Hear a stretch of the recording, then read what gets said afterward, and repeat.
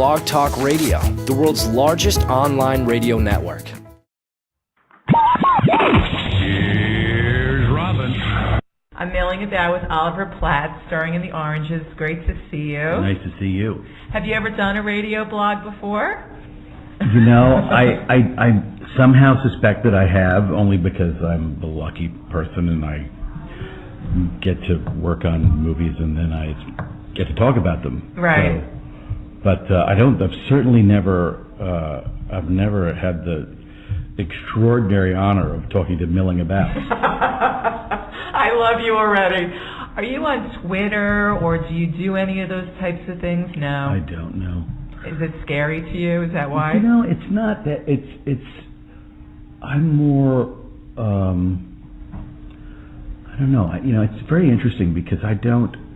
As a parent, one of the things as a parent that's so confusing about the internet is that you feel that it's creating a very different sense of the concept of privacy for your children. Absolutely. And that your children don't. One of your sort of primitive fears as a parent these days is that your children don't understand privacy. Yeah. The way that you did. And they don't socialize like we did. Very differently. Yeah. And there's some ways about it that they socialize that are really wonderful, and then there's some that aren't.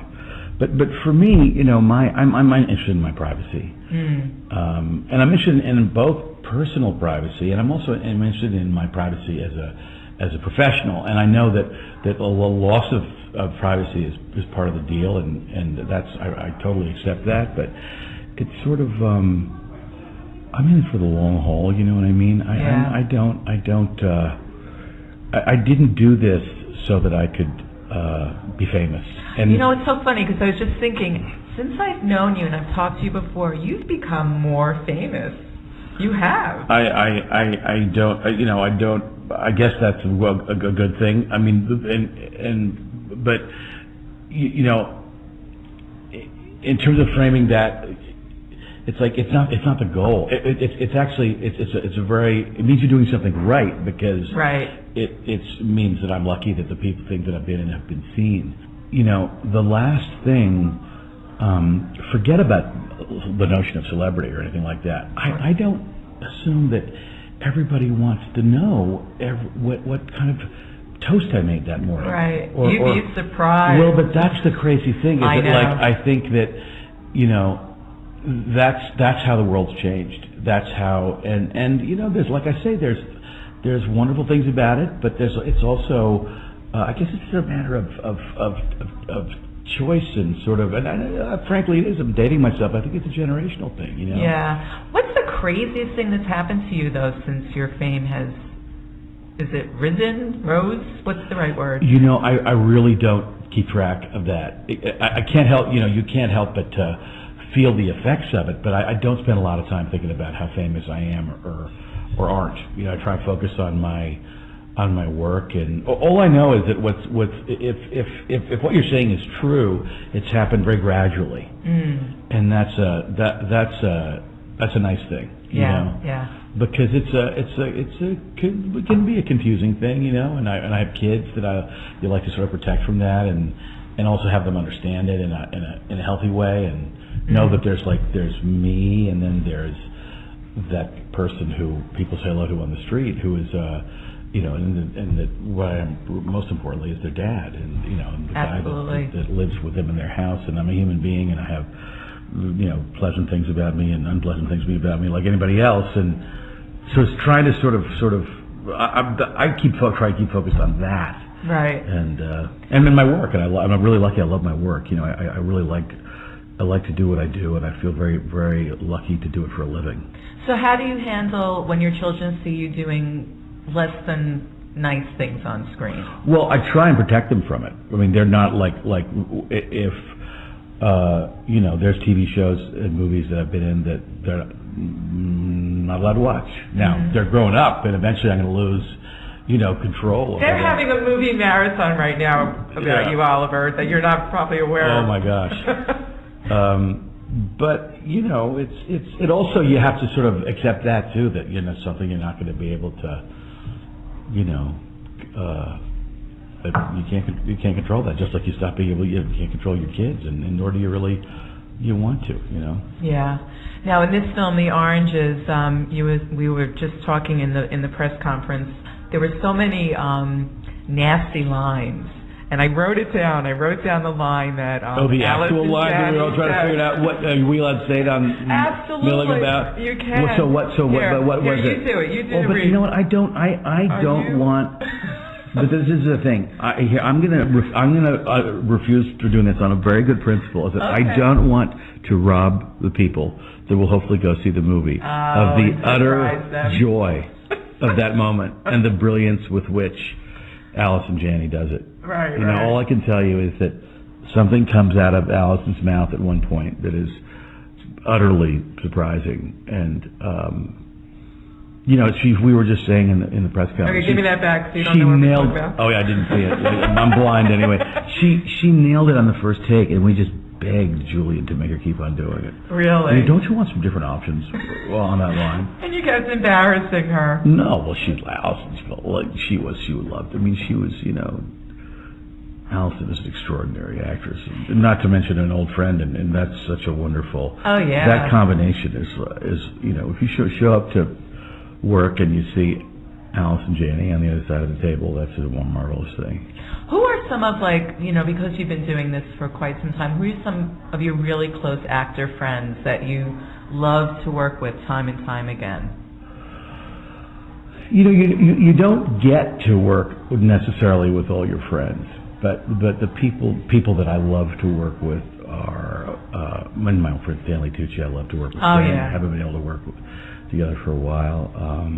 I love to work with Hank Azaria. Right. That's an old friend who I was very lucky. Huff. I loved you in Huff. Oh. I love working with Sam Rockwell. I absolutely adore Sam and love working with him. And we only got to do that once, but it felt like we connected on a really.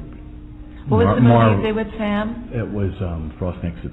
Oh yeah, hello. Yeah, and I could go on and on, but I wish you could just. Wouldn't it be great if you could just pick, like a menu? Okay, I'm going to do a movie now with this person and this person and that person. Oh yeah, well there are some filmmakers that will only make movies with their friends, and people they love. Otherwise, they're not interested in doing it. Well, one of the smartest things. I was very, very fortunate that the first movie that I made was Married to the Mob, directed by Jonathan Demme, and he had this. I was on the boat. Marvelous. I gotta tell you something after. Go ahead. He had worked with a marvelous producer named Kenny Utt, a late great Kenny Utt, and they had this philosophy that they would give away. This is the way they phrased it. They would give away 10% on talent if somebody was nice.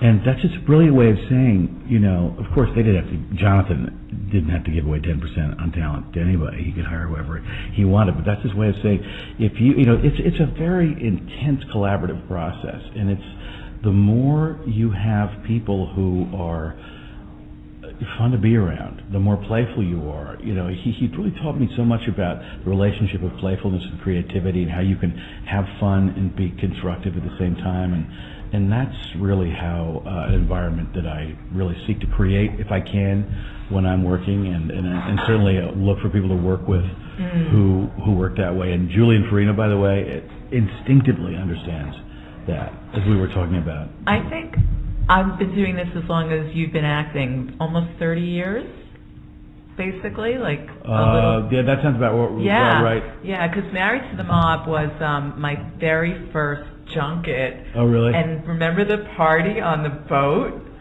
They had this after party. I know. On you know this, what? I don't think ship. I don't think I was at that junket. Oh, you didn't go. I was. They don't do junkets like that anymore. What's happening with The Big C? Another favorite show. We are about to start shooting our final season. Oh no! Well, you know what? I realize it feels right somehow, and also it's such a luxury to go into a season knowing that it's the last, so that you can wrap it up properly. Really, it's for the writers. That's the most. Yeah. But I think you get to sort of savor it, and you get. Just as part of the storytelling team, it's a sort of a it's a very, very satisfying thing to know, and it also gives you a sense of occasion, you know.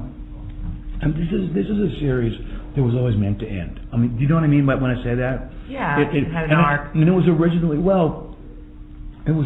conceived as actually a 4-season series, being the first season taking place, and literally the seasons being summer, fall, winter, and spring. Really? Yeah. Really? I gotta tell you, I was so happy when they killed Susan Sarandon. I love her to pieces, but I hated her character so much. Oh my goodness, well, I'm not going to pass that along. I love Susan I thought sensational and so much fun to work with. Oh yeah. But you thought her character was her character was cloying. She's sort of designed to be major bitch. Designed to be a little bit. She was a very complicated character, you know. But yeah. Like a lot of the characters on the show, the writers are really good at evoking sort of complex reactions from people because they're so dimensional.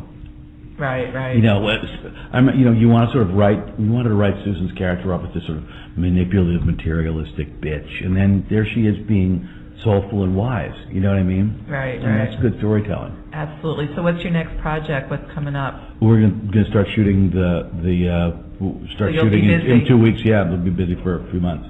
Well, Oliver, thank you so much for joining us. Thank you. It's my pleasure. Okay. Blog Talk Radio, where millions of hosts and listeners gather.